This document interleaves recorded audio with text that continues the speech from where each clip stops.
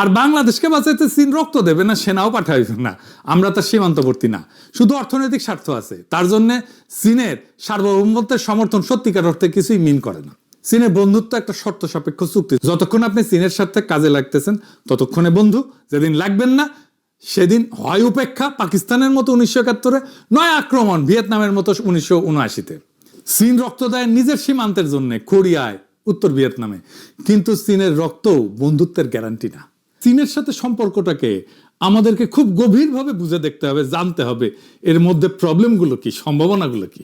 আগের ভিডিও এটা যদি দেখে না থাকেন দেখে নিয়েন। আমরা ক্রিটিক্যালি দেখার চেষ্টা করতেছি আসলে আমাদের কতখানি লাভ হইল, আমাদের চীনের সাথে সম্পর্কের ক্ষেত্রে চ্যালেঞ্জগুলো কি কি। এটা নিয়ে একদম শেষে, এই ভিডিওর শেষে আলোচনা করব। এইখানে বিরোধী দলের ভূমিকা রাখার জায়গা ছিল, কারণ চীনের সাথে কূটনৈতিক সম্পর্ক এত ডেলিকেট, এত সূক্ষ্ম, এইটা ম্যানেজ করে চলাটা খুব কঠিন একটা কাজ। ব্যক্তিগতভাবে ধরেন সাবেক কমিউনিস্ট হিসেবে চীনের যে কোনো সাফল্যে আমি খুশি হব। চীন আরো সমৃদ্ধি লাভ করুক, আমি সেটাই চাইবো। চীন যদি ভিন্ন জাতির লোকদের নাগরিকত্ব দিত, আমি আবেদন করতাম কলে, সত্যি সত্যি একটা কমিউনিস্ট দেশের নাগরিক হওয়া তো আমার জন্য স্বপ্নের মতো। কিন্তু রাষ্ট্র হিসাবে বাংলাদেশের জন্য বিষয়টা এত সোজা না, আবেগের বিষয় না। আমার জন্য যেমন আবেগের বিষয়, রাষ্ট্র বাংলাদেশের জন্য আবেগের বিষয় না। এমন ভাবে চীন বাংলাদেশের সম্পর্ককে প্রজেক্ট করা হইতেছে যেন চীন আমাদের ইন্ডিয়ার কবল থেকে রক্ষা করবে। আমাদের কেল্লা ফত হয়ে গেছে। বিশেষ কইরা শি জিনপিং এই সফরের শেষে কইছে যে বাংলাদেশে যে কোনো বিদেশি হস্তক্ষেপ প্রত্যাখ্যান করবে চীন।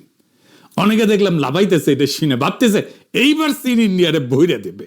হ্যাঁ জি না ভাই, এত সোজা না সবকিছু। কূটনীতি আর ইতিহাসের ভাষা না বুঝে চিল্লাইলে মার্কেট পাওয়া যাবে না। চিল্লাই মার্কেট পাওয়া যাব, বুঝলে বুঝপাতা, না বুঝলে বুঝছাও। এই যুক্তিহীন আবেগ ভ্রান্তই না, এটা মহাবিপজ্জনক। চীন কেন কোনো শর্মাই আমাদেরকে রক্ষা করবে না, এটা মাথায় রেখেন, করেও নাই। হাসিনার আমলে সবাই হাসিনারে তেলি দিয়ে গেছে। ইতিহাস বুঝা, ডিপ্লোমেসির ভাষা বুঝা, আমাদের জাতীয় স্বার্থ বুঝা, তার ভিত্তিতে প্রত্যাশাকে সাজাইতে হবে। চীন কি আমাদের ইন্ডিয়ার হাত থেকে রক্ষা করার জন্য এই কথা কইছে যে বাংলাদেশে যে কোনো বিদেশি হস্তক্ষেপ প্রত্যাখ্যান করবে চীন? আসেন সেটা একটু বুঝে দেখি।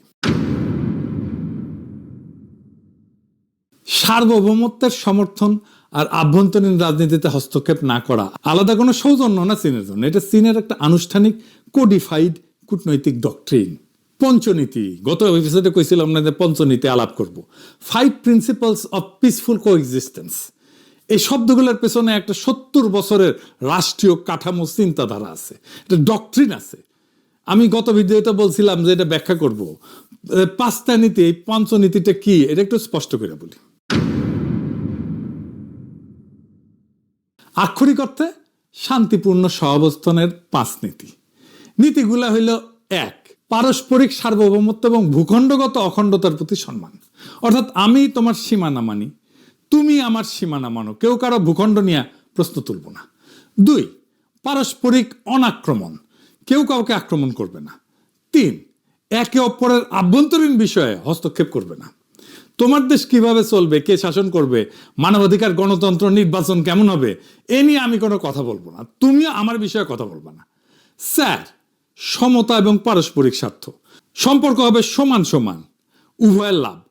5, শান্তিপূর্ণ সহাবস্থান, ভিন্ন ব্যবস্থার রাষ্ট্র পাশাপাশি শান্তিতে থাকবে। এইবার আসেন এই পঞ্চনীতির ইতিহাসটা জানি, কারণ এটা না জানলে এই নীতির আসল মানেটা ধরা যাবে না। পঞ্চনীতির ইতিহাসটা কি? এই 5 নীতি চীন প্রথম আনুষ্ঠানিকভাবে ঘোষণা করে 1954 সালে 29 এপ্রিল ইন্ডিয়ার সঙ্গে তিব্বত নিয়ে একটা চুক্তির প্রস্তাবনায়। চুক্তির নাম ছিল agreement on trade and intercourse between Tibet reason and India. তারপরে সেই বছর জুনে চৌ এন লাই ইন্ডিয়া এবং বার্মা সফর করে নেহেরুর সাথে যৌথ বিবৃতিতে এটাকে শুধু দ্বিপাক্ষিক না, গোটা এশিয়ার সম্পর্কের কাঠামো হিসেবে ঘোষণা করেন। এই অন্যের রাষ্ট্রে হস্তক্ষেপ না করার সুন্দর নীতির আড়ালে আসল লেনদেন কি ছিল তাইলে? তিব্বত। চুক্তির মূল বিষয় ছিল ভারতকে দিয়ে তিব্বতের উপরে চীনের সার্বভৌমত্ব মানায় নেওয়া, অর্থাৎ তোমার আভ্যন্তরীণ বিষয় আমি নাক গলাবো না। এই কথার মানে দাঁড়াইলো তিব্বত আমার আভ্যন্তরীণ বিষয়, তুমিও সেখানে নাক গলায় না। পঞ্চনীতি জন্ম থেকেই ছিল চীনের সার্বভৌমত্ব দাবিকে বৈধতা দেওয়ার হাতিয়ার। ইন্ডিয়ার সাথে এই চুক্তির পরে ইন্ডিয়ানরা স্লোগান দেয় হিন্দি চিনি ভাই ভাই, স্লোগান যাদের সঙ্গে সেই ইন্ডিয়ার সঙ্গে মাত্র 8 বছর পরে 1962 সালে চীন যুদ্ধে জড়ায় যায়। চুক্তির মেয়াদ ছিল 8 বছর, 62তে সেটা নবায়ন হয়নি, আর সেই বছরই ইন্ডিয়ার সাথে যুদ্ধ শুরু হয়ে যায় চীনের। অর্থাৎ যে নীতি শান্তিপূর্ণ সহাবস্থানের নামে লেখা, তার আদি অংশীদারের সঙ্গেই চীন সহাবস্থান করতে পারেনি। এটাই প্রমাণ পঞ্চনীতি সম্পর্কের কোনো গ্যারান্টি না। বোঝা গেছে এই নীতি চীনের জন্য আসলে কি কাজ করে? বাইরে থেকে এটা শোনায় উদার, সম্মানজনক, ছোট রাষ্ট্রের পক্ষে, কিন্তু ভেতরে একটা কৌশলগত যুক্তি আছে। একটা পরাশক্তির মুখে হস্তক্ষেপ, আভ্যন্তরীণ রাজনীতিতে হস্তক্ষেপ না করা মানে আসলে দুইটা জিনিস বোঝায়। একদিকে এটা চীনকে রক্ষা কবচ দেয়। চীন যখন বলে আভ্যন্তরীণ বিষয়ে কেউ নাক গলাবে না, তখন সে আসলে নিজের জিনজিয়াং, তিব্বত, হংকং, তাইওয়ান নিয়ে পশ্চিমা সমালোচনার দরজা বন্ধ করে দেয়। অন্য রাষ্ট্রে হস্তক্ষেপ এখানে চীনের নিজের জন্য একটা ঢাল, অন্যদিকে ছোট রাষ্ট্রের জন্য এটা প্রলোভন। হাসিনার সাথে চীন এভাবে ডিল করছে। পশ্চিম যখন বাংলাদেশে হাসিনাকে মানবাধিকার, নির্বাচন, সুশাসন নিয়ে শর্ত দিছিল, চাপ দিছে, তখন চীন বলে তোমার ঘরের ব্যাপার তোমার, আমি টাকা দিব, প্রশ্ন করব না। এটা চাপের মুখে থাকে সরকারের কাছে, এর চেয়ে ভীষণ স্বস্তিদায়ক জিনিস আর কি হইতে পারে? কিন্তু এই স্বস্তির দাম আছে। বিনিময়ে আপনাকে চীনের সার্বভৌমত্বের সংজ্ঞা মানতে হবে। তাইওয়ান চীনের, তিব্বত চীনের, জিনজিয়াং নিয়ে প্রশ্ন করা যাবে না। এই স্ক্রিপ্ট সবাইকে শুনাইছে চীন। 1954-তে নেহেরুকে শুনাইছে, 1960-এর দশকে পাকিস্তানকে শুনাইছে, 2001-2002 সালে খালেদা জিয়াকে শুনাইছে, 2024-এ হাসিনাকে শুনাইছে, 2025-এ প্রফেসর ইউনূসকে শুনাইছে, আর 2026-এ তারেক রহমানকে শুনাইছে। সরকার বদলায়, দল বদলায়, আদর্শ বদলায়, চীনের বাক্যটা কিন্তু বদলায় না। বাংলাদেশ যখন ভাবছে চীন তাকে বিশেষ সম্মান দিতেছে, আসলে সে একটা স্ট্যান্ডার্ড কূটনৈতিক ডক্ট্রিনের সর্বশেষ শ্রোতা মাত্র। সার্বভৌমত্বের সমর্থন কোনো ব্যক্তিগত প্রতিশ্রুতি না, এটা পঞ্চনীতি নামের একটা 70 বছরের ফর্মুলা, যা চীন প্রত্যেকটা ছোট প্রতিবেশীকে শুনাইছে, ভবিষ্যতেও শোনায় যাবে। আর যে কথা সবাইকে বলা হয় সেটা প্রতিশ্রুতি না, এটা নীতি। নীতি সুবিধা মতো প্রয়োগ করা হয়। 1962-তে ইন্ডিয়ার সাথে, 1779-তে ভিয়েতনামের সঙ্গে চীন নিজেই এটা ভাঙছে।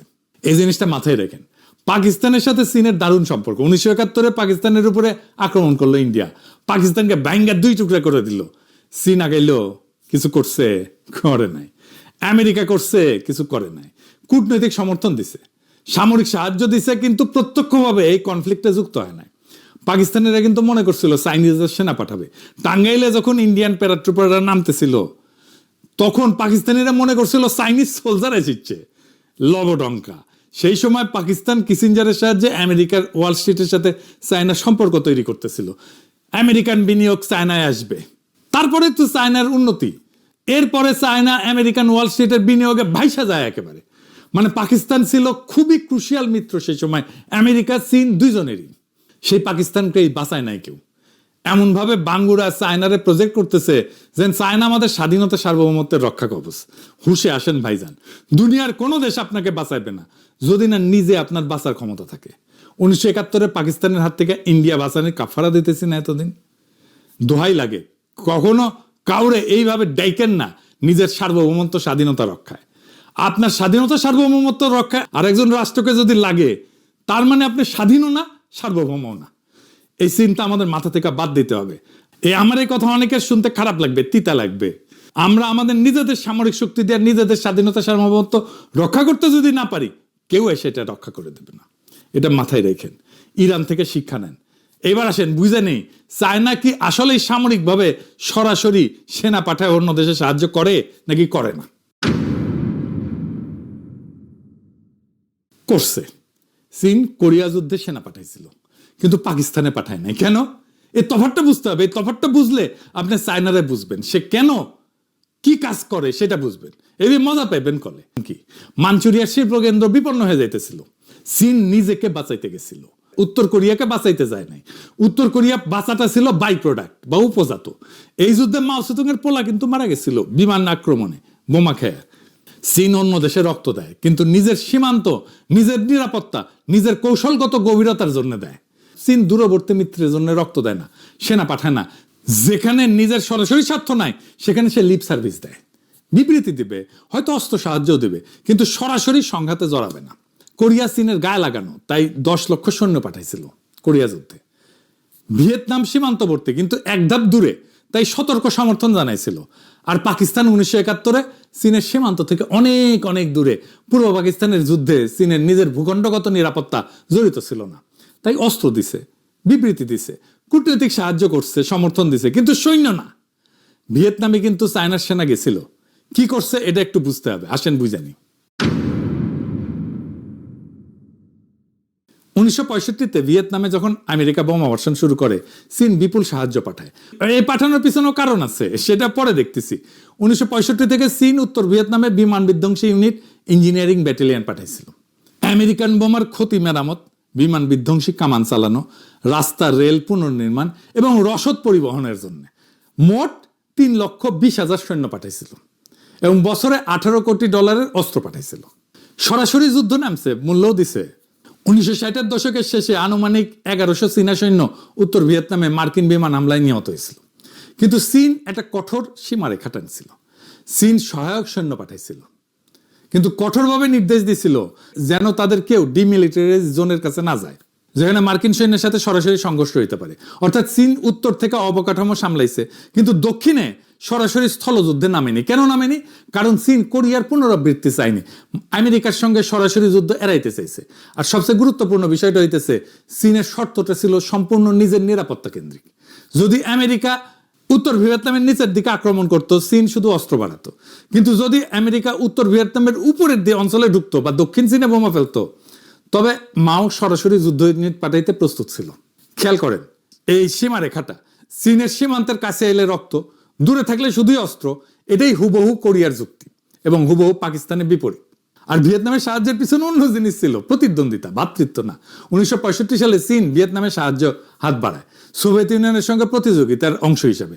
অর্থাৎ চীনের এই ভাইয়ের মতো সাহায্য আসলে ছিল সোভিয়েতকে টেক্কা দেওয়ার কৌশল, হ্যানয়কে নিজের পক্ষে রাখার লড়াই। আবার মজার ব্যাপার কি জানেন? যেই মিত্রকে চীন রক্ত দিয়ে বাঁচাইলো, 1 দশক পরে তাকেই আক্রমণ করলো। 1779 সালে চীন উত্তর ভিয়েতনামে আকস্মিক আক্রমণ চালায়, সীমান্তের কাছে কয়েকটা শহর দখল করে নেয় এবং এটাকে শাস্তিমূলক অভিযান বলে। কারণ কি?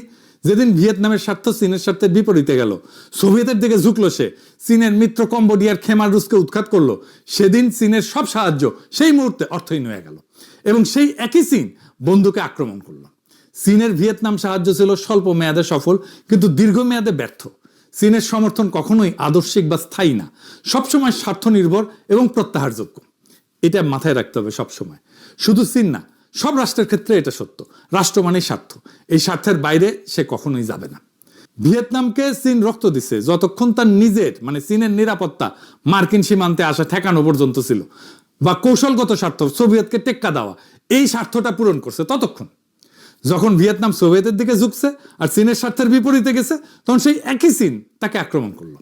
অর্থাৎ চীনের কাছে মিত্র একটা চলমান হিসাব, স্থায়ী কোনো বন্ধন না। চীন যাকে রক্ত দিয়ে বাঁচায় তাকে স্বার্থ বদলাইলে আক্রমণ করতে পারে। ভিয়েতনাম তার প্রমাণ।